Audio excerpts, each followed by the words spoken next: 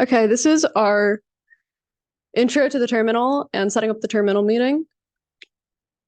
Quick announcements. If you haven't registered for Fall CTF, make sure to register. That is our beginner-friendly hacking competition that we have on Saturday the 23rd from noon to 6. There's going to be companies, there's going to be pizza, there's going to be potential for prizes, and of course there's going to be hacking. So check that out. Register to get a t-shirt. Yeah, register soon to get a t-shirt. I know it says that register by the 8th, but if you register right now, we haven't closed the form yet. I don't know. You may also get a badge. Yeah, you may also get a PCB badge. Also, if you're at Patriot CTF this weekend, thanks for joining us. If not, totally cool. We'll have plenty of CTFs you can play throughout the semester with us. But we got second place and we tied for first. So that was pretty cool. Yeah, it looks like here's the scoreboard. If it'll show up. Well, that should not have. I probably should have just added a screenshot, but We're in second place. So, let's go. there you go. Yeah. Yeah, great work out there. All right. So how many of you are coming from open house or weren't able to make our intro meeting? All right, so there's a couple of you out there. So I'm gonna quickly go through just some stuff on our intro slides. So what's SIGPwny? We're a computer security and hacking club at UIUC.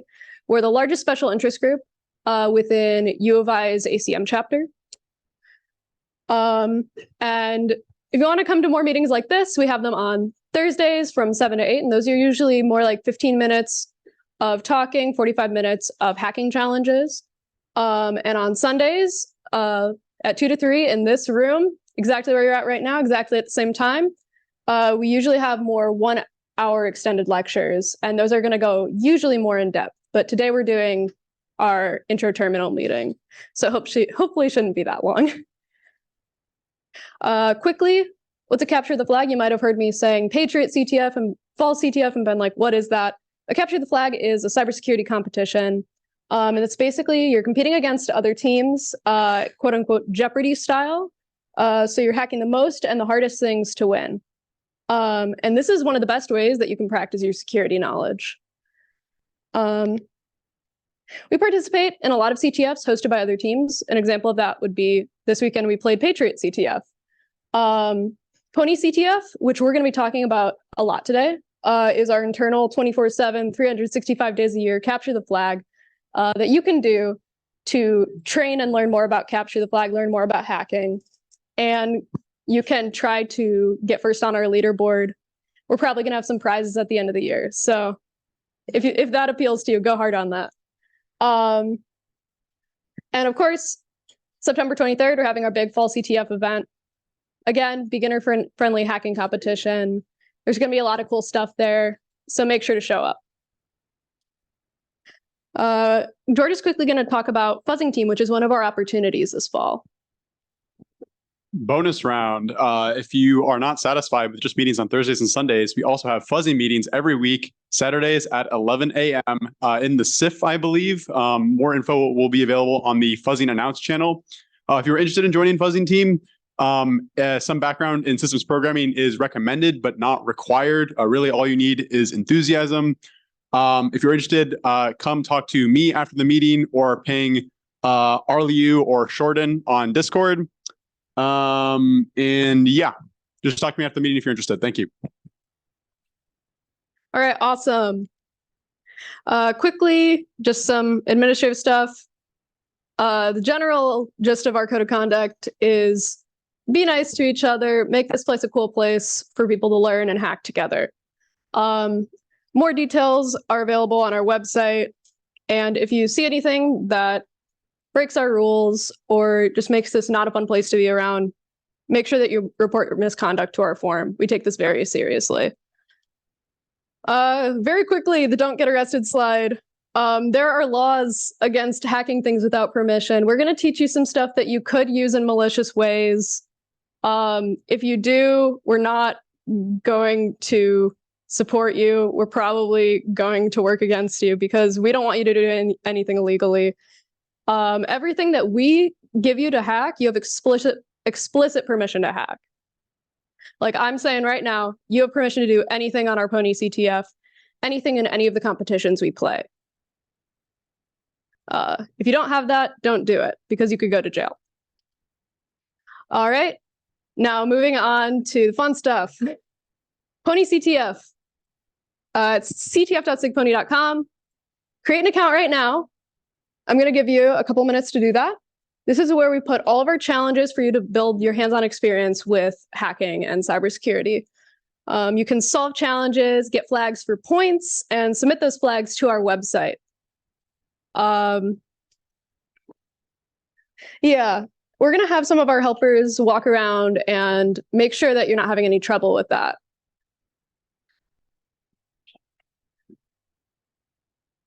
What's up? Yeah, in every meeting, we're going to have challenges that you can submit to the Capture the Flag for points. So making sure you're signed up for that makes these meetings a lot more immersive, I think. Yeah, sounds good. We'll give you a couple minutes.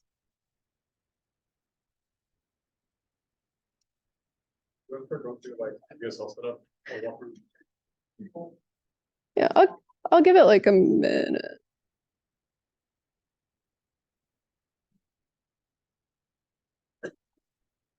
Yeah, and feel free to like raise your hand if you're having any trouble, and we can have someone come to you.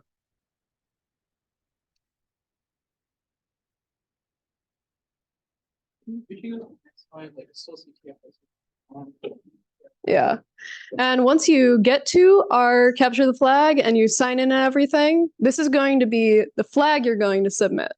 And that's going to be under the setup meeting category, the meeting flag for that. And if you have any trouble submitting this flag, which is also going to be on the slides we post. Are the slides already posted? All right. The slides we post during or after this meeting. So if you don't get to it, don't worry. We'll make sure you get that meeting flag. And again, feel free to raise your hand if you're having trouble with the meeting flag or just have any questions about this whole setup thing.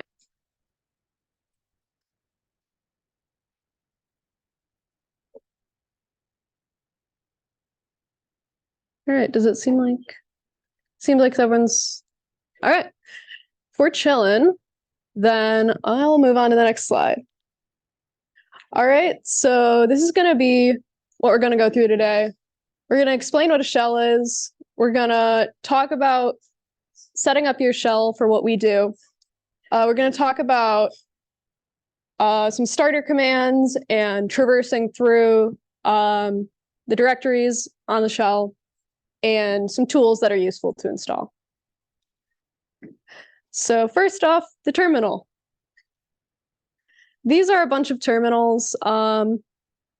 Terminal is just a place you go and you type in commands and you can run programs from it, kind of like the icons on your computer, except it's all command line based. And you can go through like files as well. So if you're on Linux, we are mostly using a Linux-based shell, so you should be good to go. There's a good chance that you understand a lot of this stuff, but so if you're on Windows or Mac, for Windows, we're gonna help you set up a Windows subsystem for Linux. Quickly, raise your hand if you're running a Windows machine. All right, so that's gonna be a lot of you. And then raise your hand if you're running macOS. All right, that's also a lot of you. Curious, is there anyone running Linux out there? All right, cool. For Windows, we're gonna help you set up Windows subsystem for Linux, and macOS, we're gonna help you install some helpful tools for your built-in terminal. So you might be asking, what about PowerShell? Why do I need this Windows subsystem for Linux thing if I'm on Windows? And that's a shell too. Don't get don't get it wrong, but it's built differently than the Mac and Linux terminals. So it uses different command structure, and a lot of the tools we use at these meetings are more built for Unix-based command lines. So that's why we're helping you set up WSL. So now on to actually installing WSL. So there's a good chance that if you're on Windows 11, this is going to work just fine. Open the Microsoft Store, search Ubuntu, and install it, and then run it, and you have a terminal. There's also a chance that's not going to work depending on your version of Windows 11 or if you're still on Windows 10. So don't worry if you run into some errors. We're going to walk you through that as well. Which one of the buttons? Yeah, one without a version. Yeah, go for the one without a version number. Is there any reason for that? You can say it lets you say every day with like the more major distributions. Yeah. But every time you tell major distribution, then will automatically. Well, not automatically, but you'll be able to upgrade. Yeah, it'll be easier for you to upgrade that way. Do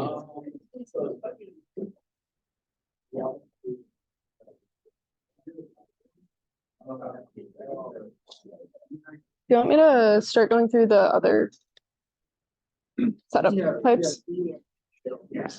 Okay, if you're running into errors with this, there's also a chance that you need to open command prompt as administrator and type WSL -- install. This is pretty common on older versions of Windows 11 or Windows 10. And then just restart your computer and you should be able to launch the Ubuntu you got from the Microsoft Store. Oh, okay. There's anyone that Yeah, sounds good. Yeah, I'll give you all a couple minutes. Yeah, it's okay. If you need to like come up here and say something, it's cool. Yeah. Does anyone here have Docker installed? Or is taking CS128 or 225? Okay. If you have Docker installed and you install Docker before WSL, you might have some issues later on. And I'll explain how to fix this. But if you install WSL first and then Docker, then you should be good. Mm-hmm. What's up? Oh, yeah, that would work totally fine as well.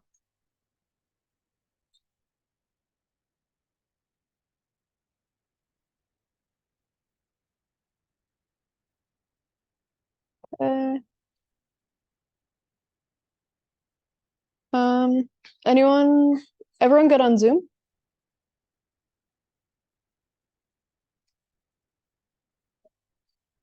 Okay.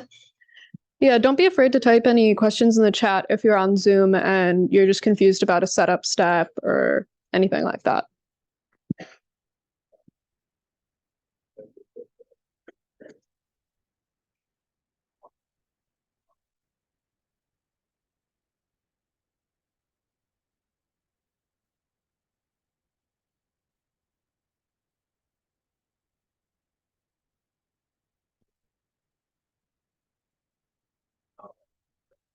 Is anyone having trouble right now? Raise your hand. Yeah.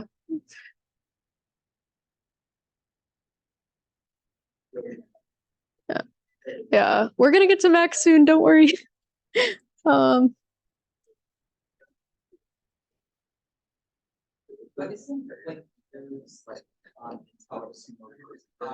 What's up?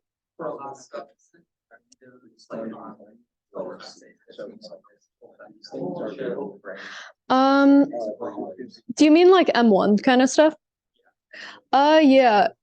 We're gonna have like a setup meeting for like some of our more low-level hacking stuff, like binary exploitation and reverse engineering. That's gonna walk you through how to get past the like instruction differences on M1.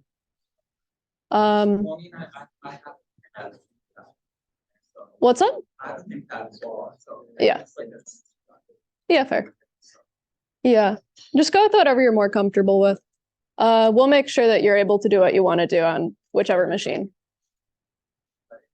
Most of it, Yeah, all the slides are going to be posted on the meetings tab on our website, which we'll make sure that you have access to through the Discord. Yeah. Oh yeah, we also do record all the meetings on YouTube if you want to check those out. What's up? The meeting flag? Oh. It's the club channel. Yeah. Yeah, he has to authenticate on the Discord. He just. Awesome, okay.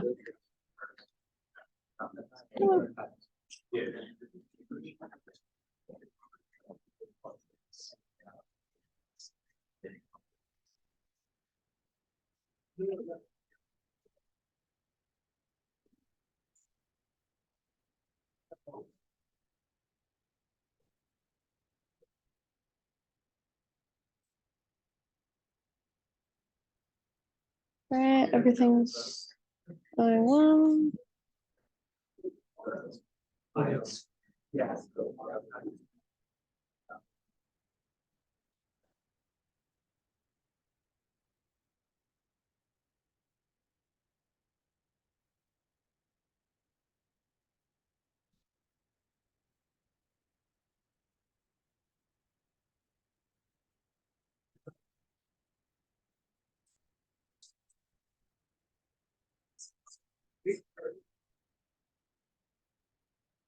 I mean, it's usually just like. All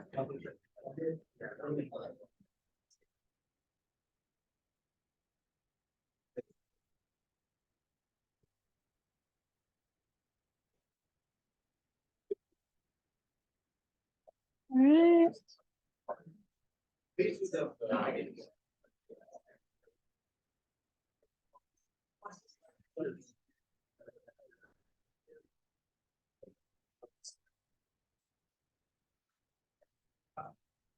Oh, Oh, yeah.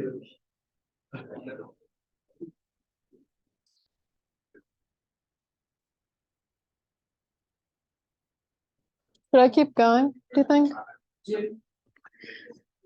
Okay, no big deal if you're still working through installation. We're still gonna have our helpers running around to make sure that you're doing all right, but we're gonna move on just so that we can get to the Mac folks soon. And once you're done installing, you're gonna get this screen that tells you to set up a username and password. For the username, just go with something that you want to go with for your username, maybe the name of your Windows computer. And then for the password, it's going to be kind of weird because when you type in, you're not actually going to see anything, but I promise you're typing. And just go with something you'll remember.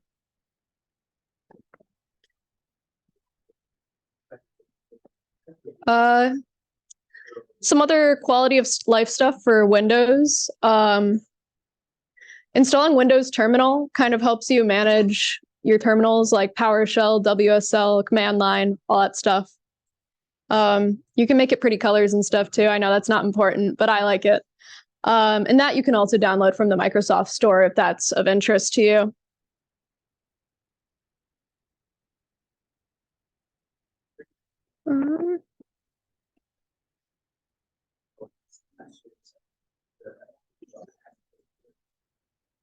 Now, if I can get the Mac folks' attention real quick. I know you've been chilling for a sec. This is your time.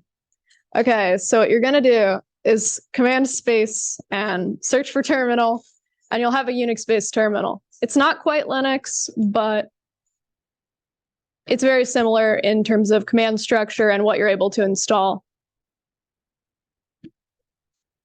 An optional but very useful thing if you're Mac-based is Homebrew, aka Brew. That's a package manager, so you can install things that are Mac-based from the command line.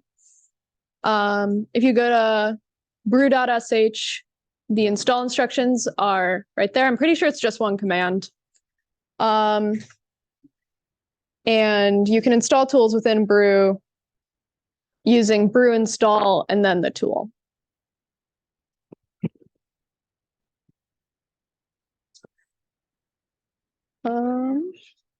You can also use iTerm if you're a Mac user, which is just another terminal emulator for Mac.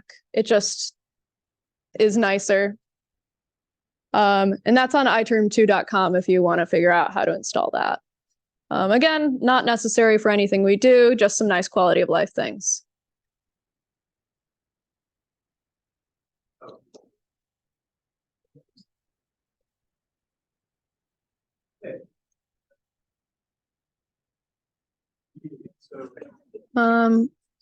Also, let me know if you need me to go back to any slides.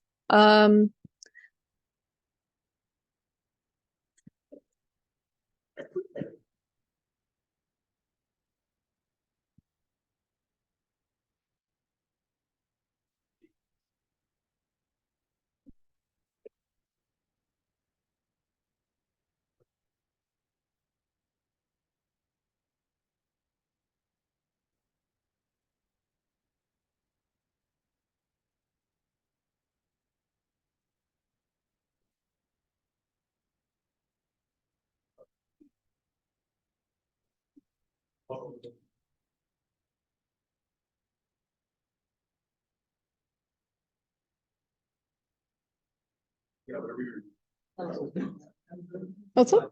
Can you go back to the last slide? Yeah.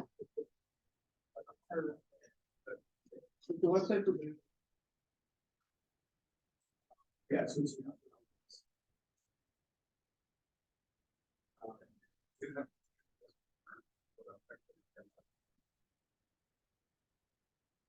Yeah.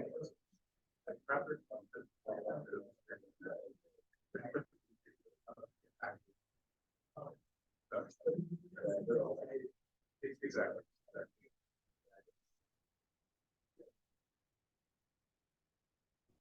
Yeah. So. Yeah.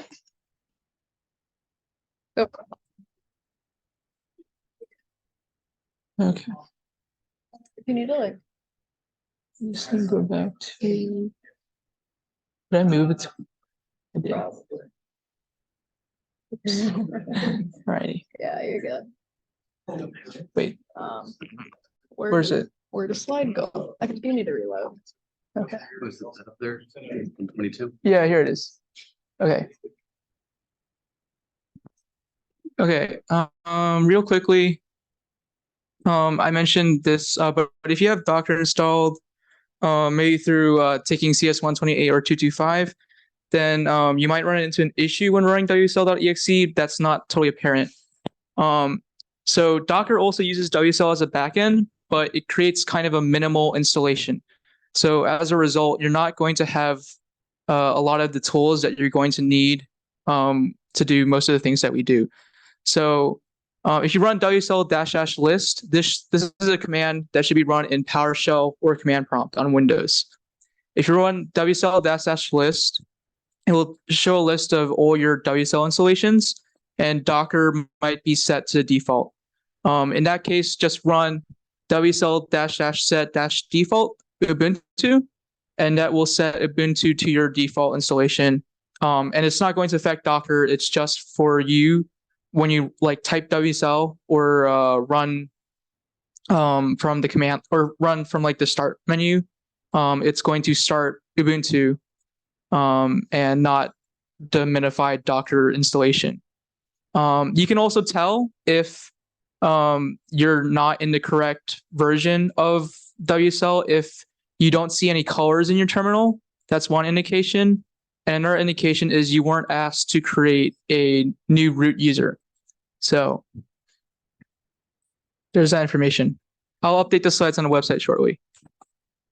Thank you, man.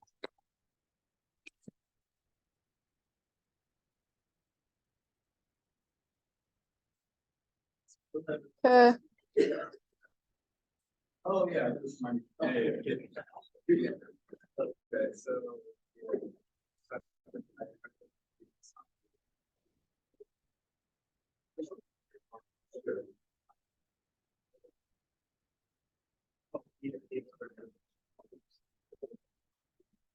Okay, yeah, I'll keep going.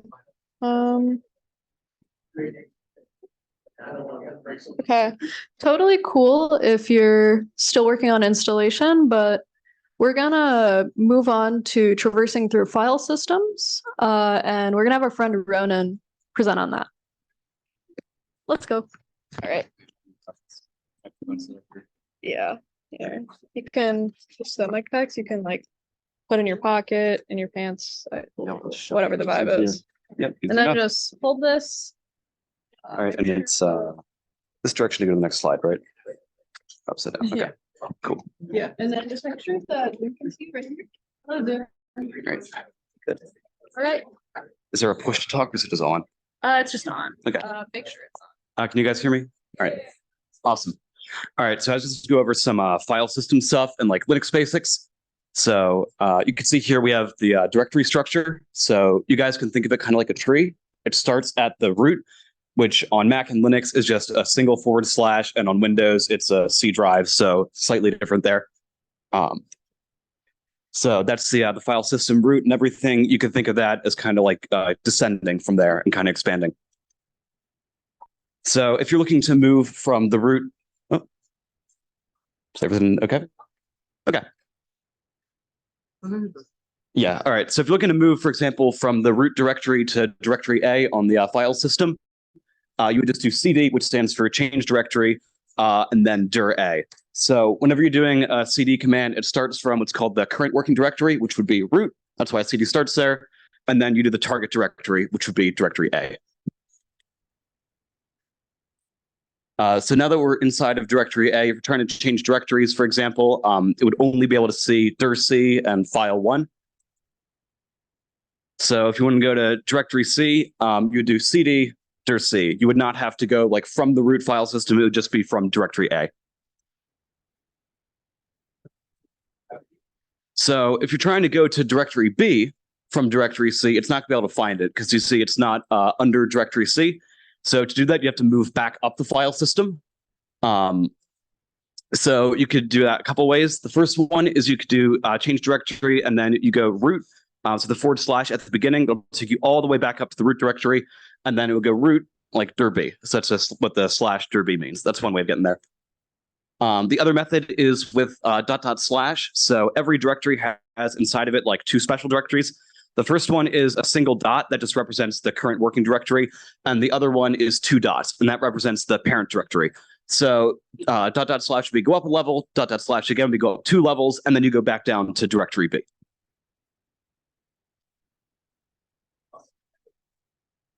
And now your current working directory after executing that would be directory B. So if you're looking to get to dir A from there, since you're in directory B, you'd have to do something similar. You could either go back up to the root and then to dir A, or you could do .. dir A, and they're pretty much the same. So hopefully that makes sense. Are these okay? Good, they're the right side this time. So for path, there's two kind of ways of noting it. The first one is absolute path, which means it starts at the root file system and kind of goes down from there. So those will always start with / for the root. The other one is relative path, and that's basically from your current working directory. So if your current working directory is dir A, you would just see file1.txt and dir C file1.txt in there. Hopefully that makes sense. You're mostly going to be using relative paths when you're just moving around a shell. Yeah, so there's a couple equivalent like commands just to move around directories up there. They're all pretty much the exact same thing. So there's quite a bit of flexibility for which one you use. And that's what that is. So these all denote doing the exact same action. Like these all refer to directory C.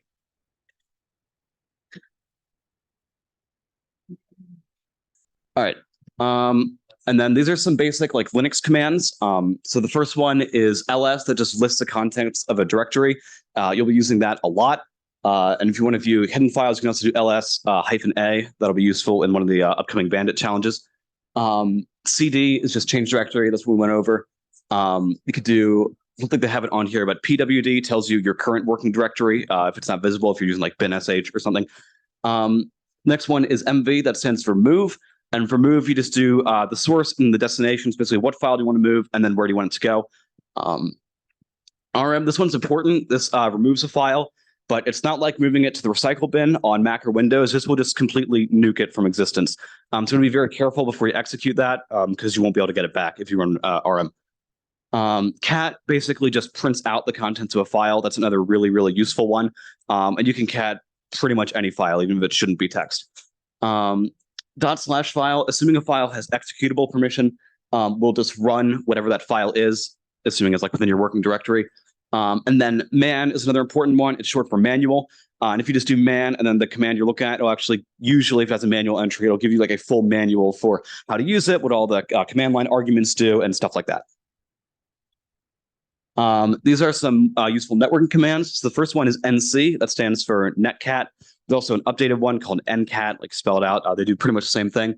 And for netcat, you just do the IP and the port number. And if you guys don't know what that is, we can go over it in a second. And so what you're going to use to connect to a lot of these CTF challenges is going to be either netcat or SSH. So netcat just makes like a direct connection. SSH isn't really a direct connection. It's a encrypted remote shell on a computer. So it'll basically, if you have the SSH password, connect to the right port, right user, like all the authentication stuff, it'll give you basically a shell on that computer as a user you logged in as. So it's a way of like remotely getting a terminal. Ping, this one's interesting. This will tell you in theory whether a computer's up using ICMP. Unfortunately, all of the Windows-based systems, except for Windows Server, will just straight up drop those packets. So a lot of times ping isn't sufficient. But for anything Linux-based, you can ping it and it'll tell you if it's awake, discoverable in the network, that kind of stuff. Curl is something you can use just to interact with the internet. So you just do curl in the URL and it'll give you like a text-based representation. So you can't really see images or anything through it. It won't render HTML, but it will just give you like the source code of a page.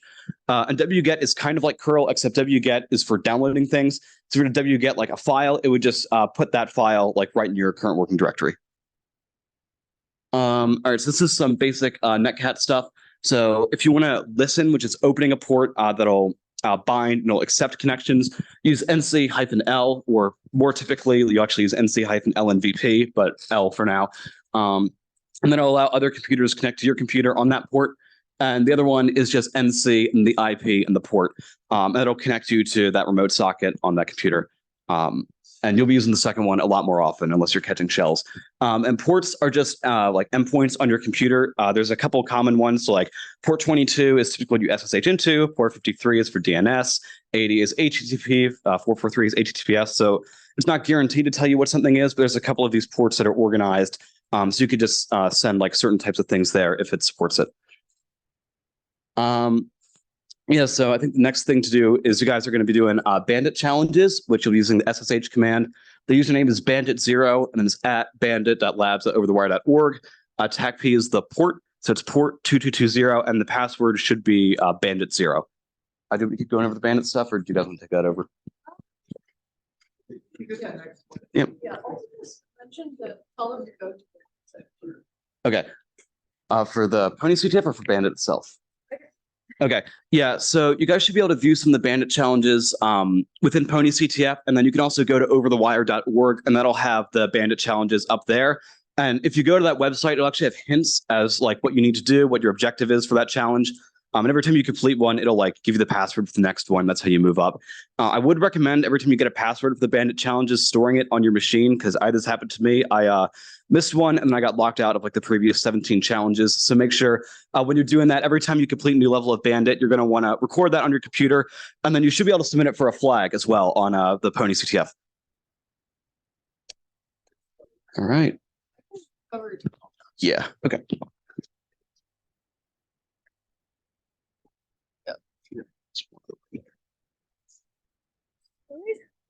Thank you.